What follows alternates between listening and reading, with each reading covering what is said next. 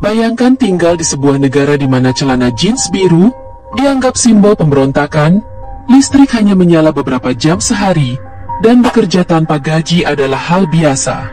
Itulah realita Korea Utara, negara paling tertutup di dunia yang sering dijuluki kerajaan hermit. Di bawah pemerintahan dinasti Kim, setiap langkah rakyatnya diawasi. Pakaianmu, makananmu, bahkan kebebasan bergerak, semua harus sesuai aturan. Salah satu kesalahan kecil, bukan hanya kamu yang dihukum, tetapi keluargamu hingga 2 generasi berikutnya juga akan dikirim ke kamp kerja paksa. Meninggalkan Korea Utara adalah impian banyak orang. Tapi bagaimana jika ada yang memilih untuk kembali setelah berhasil melarikan diri? Bukankah seharusnya hidup mereka menjadi lebih baik?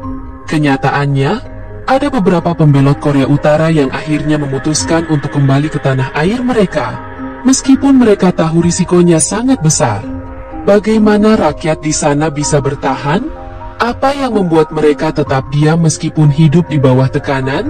Dan seperti apa sistem sosial yang memisahkan kelas atas dan bawah secara ekstrim, hingga kebanyakan dari mereka bahkan tak pernah melihat dunia luar?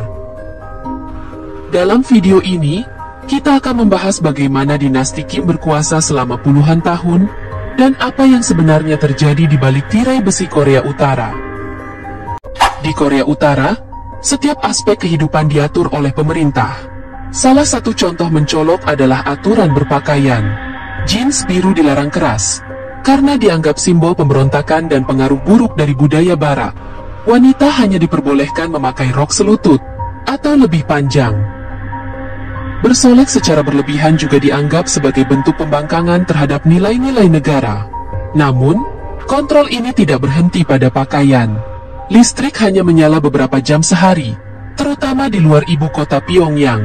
Pada malam hari, kebanyakan rumah gelap gulita, mencerminkan betapa minimnya akses rakyat terhadap kebutuhan dasar. Di Pyongyang sendiri, hanya segelintir orang yang menikmati fasilitas modern, seperti telepon seluler atau kendaraan pribadi. Untuk memiliki mobil, rakyat membutuhkan izin khusus dari pemerintah, sehingga mayoritas memilih menggunakan transportasi umum.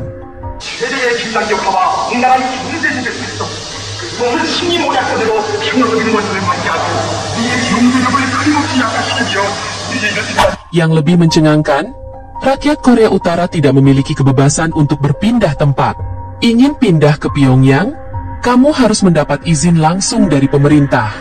Bahkan untuk bepergian antar kota, dokumen perjalanan wajib dimiliki, dan pelanggaran bisa berujung hukuman berat. Dinasti Kim, kekuasaan yang tak terhentikan.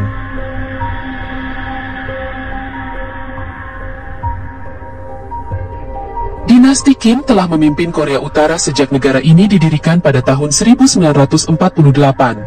Dimulai dari Kim Il-sung, sang bapak pendiri Korea Utara, yang memerintah hingga kematiannya pada tahun 1994. Kim Il-sung dianggap sebagai figur suci yang tidak pernah salah.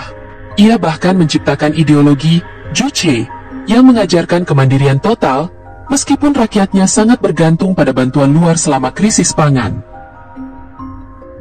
Setelah Kim Il-sung, kekuasaan diteruskan kepada putranya, Kim Jong-il, yang dikenal dengan gaya hidupnya yang mewah, di tengah krisis ekonomi besar pada tahun 1990.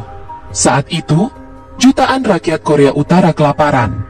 Namun, Kim Jong-il tetap hidup dalam kemewahan, bahkan memiliki koleksi anggur dan film-film barat yang sangat banyak.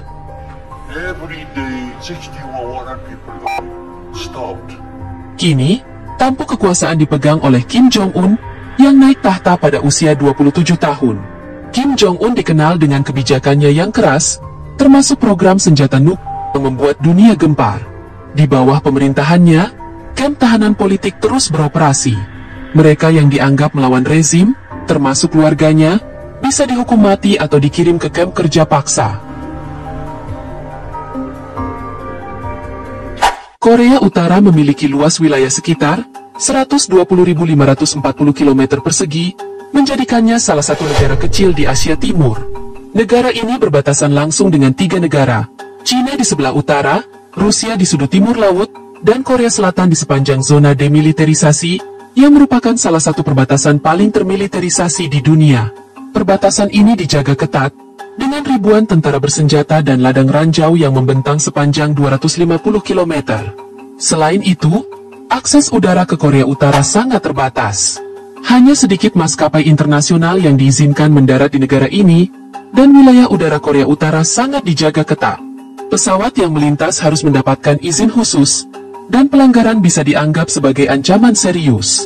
Hal ini semakin mengisolasi Korea Utara dari dunia luar, menjadikannya salah satu negara paling tertutup di planet ini. Menariknya, Kim Jong-un telah memperkenalkan kebijakan pemberian rumah gratis untuk rakyat di Pyongyang sebagai bagian dari upaya meningkatkan citra pemerintahannya. Rumah-rumah modern ini dibangun untuk para pekerja terampil, ilmuwan, dan warga berprestasi. Program ini dilaporkan sebagai langkah untuk meningkatkan loyalitas terhadap rezim dan memberikan gambaran positif kepada dunia luar. Namun, sebagian besar rakyat di luar Pyongyang masih tinggal di rumah-rumah sederhana tanpa fasilitas modern. Sistem sosial dan diskriminasi. Salah satu hal yang membuat Korea Utara begitu unik adalah sistem sosial bernama Songbun. Sistem ini membagi rakyat ke dalam 3 kelas utama: kelas inti, kelas netral, dan kelas bermusuhan. Kelas ini menentukan segalanya: pekerjaan, pendidikan, bahkan akses terhadap makanan. Jika kamu berada di kelas rendah, hidupmu akan penuh dengan kesulitan. Yang lebih ironis, status ini diwariskan ke generasi berikutnya. Saat krisis kelaparan pada tahun 1990, banyak desa di kelas rendah yang diabaikan sepenuhnya oleh pemerintah. Mereka tidak diberi suplai makanan, yang mengakibatkan ribuan kelaparan. Bahkan hingga kini, sangat sulit bagi seseorang untuk meningkatkan status sosialnya di Korea Utara. Namun, laporan terbaru menunjukkan bahwa pengaruh Songbun mulai sedikit berubah, terutama di kalangan generasi muda di kota-kota besar seperti Pyongyang. Dengan munculnya pasar gelap dan perdagangan informal, beberapa orang dari kelas rendah berhasil mendapatkan kekayaan dan meningkatkan status mereka secara tidak resmi. Meski demikian, perubahan ini sangat terbatas dan tetap diawasi ketat oleh pemerintah. Bagi sebagian besar rakyat Korea Utara, sistem Songbun masih menjadi tembok besar yang membatasi kehidupan mereka.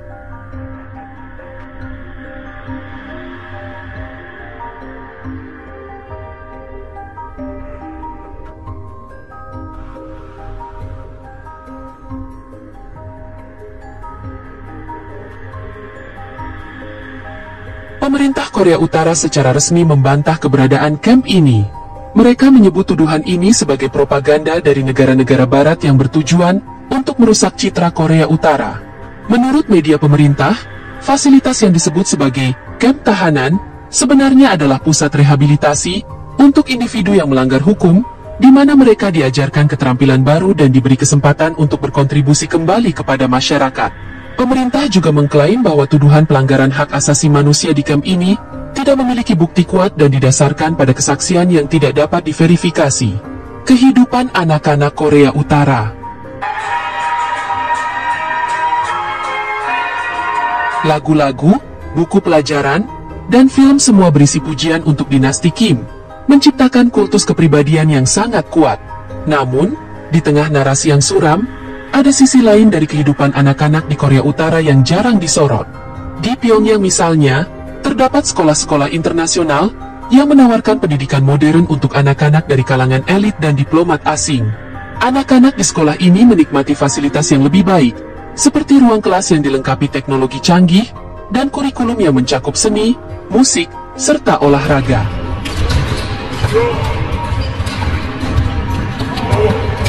Kontrol media dan isolasi dari dunia luar.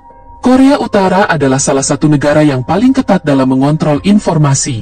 Internet seperti yang kita kenal tidak ada di sana. Sebagai gantinya, pemerintah memiliki jaringan internet terbatas yang hanya berisi propaganda pemerintah. Televisi dan radio juga hanya menyiarkan program yang disetujui pemerintah. Jika seseorang tertangkap menonton film asing atau mendengarkan musik dari luar, hukumannya bisa sangat berat. Inilah salah satu cara pemerintah menjaga rakyatnya tetap terisolasi dari dunia luar, memastikan mereka hanya mengetahui kebenaran versi pemerintah. Namun, Korea Utara juga terbuka untuk kunjungan orang luar dalam batas tertentu. Wisatawan asing yang datang ke negara ini diharuskan mengikuti tur yang diawasi ketat oleh pemandu resmi pemerintah. Mereka hanya diperbolehkan mengunjungi tempat-tempat tertentu yang telah ditentukan sebelumnya.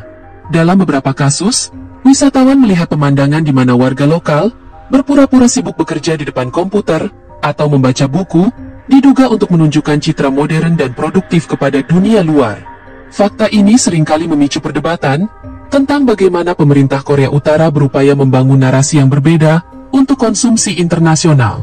Menariknya, meskipun sangat terbatas, masyarakat Korea Utara memiliki akses ke telepon genggam buatan dalam negeri, seperti Arirang dan Pyongyang Touch yang hanya dapat terhubung ke jaringan internet domestik.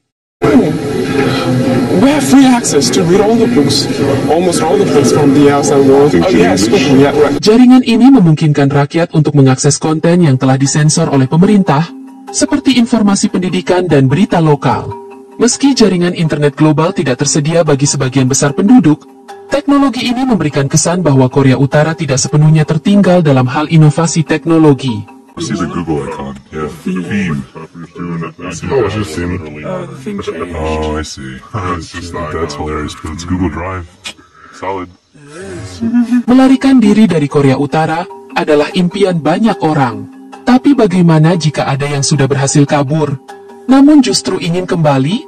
Bukankah seharusnya mereka menikmati kehidupan yang lebih baik setelah bebas?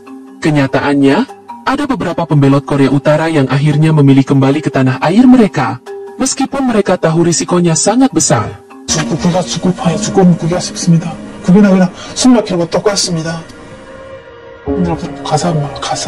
Beberapa di antaranya bahkan muncul di televisi Korea Utara, mengklaim bahwa hidup di luar negeri tidak seperti yang mereka bayangkan. Setiap tahunnya, ratusan orang mencoba meninggalkan Korea Utara. Ada yang melintasi sungai Yalu yang berbatasan dengan Cina, ada pula yang mencoba melewati DMZ, zona demilitarisasi, yang dipenuhi ranjau dan diawasi dengan ketat oleh tentara bersenjata. Perjalanan ini berbahaya dan penuh tantangan.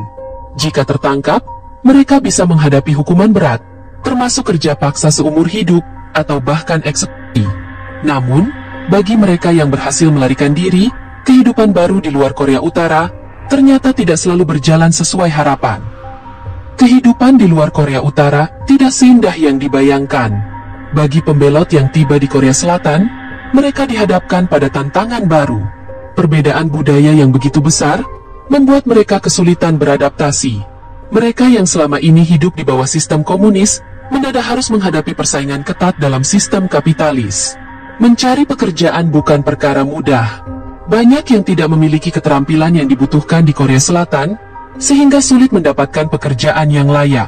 Selain itu, tidak semua warga Korea Selatan menerima mereka dengan tangan terbuka. Beberapa pembelot mengaku mengalami diskriminasi, dianggap sebagai orang asing di negara yang seharusnya menjadi tempat perlindungan mereka. Namun, tantangan terbesar bukan hanya soal ekonomi. Tekanan emosional juga menjadi alasan utama mengapa beberapa pembelot mulai merindukan Korea Utara.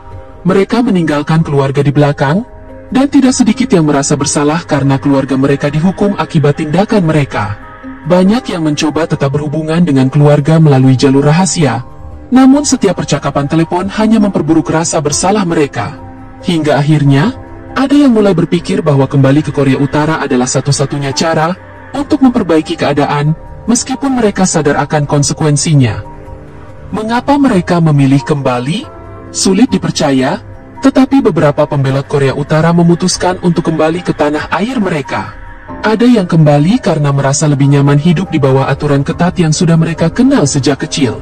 Di Korea Selatan, mereka merasa terasing, kesulitan menyesuaikan diri dengan kehidupan yang bebas namun penuh tekanan. Ada juga yang kembali karena kesulitan ekonomi.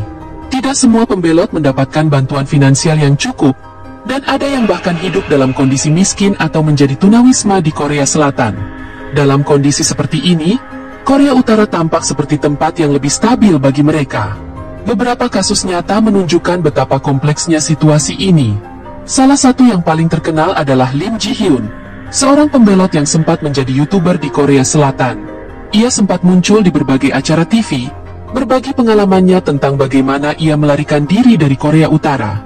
Namun, secara tiba-tiba, ia menghilang. Beberapa waktu kemudian, ia muncul kembali di televisi Korea Utara, memberikan kesaksian bahwa hidup di Korea Selatan penuh dengan kesulitan. Hingga kini, masih menjadi misteri apakah ia benar-benar kembali atas keinginannya sendiri atau dipaksa oleh agen Korea Utara.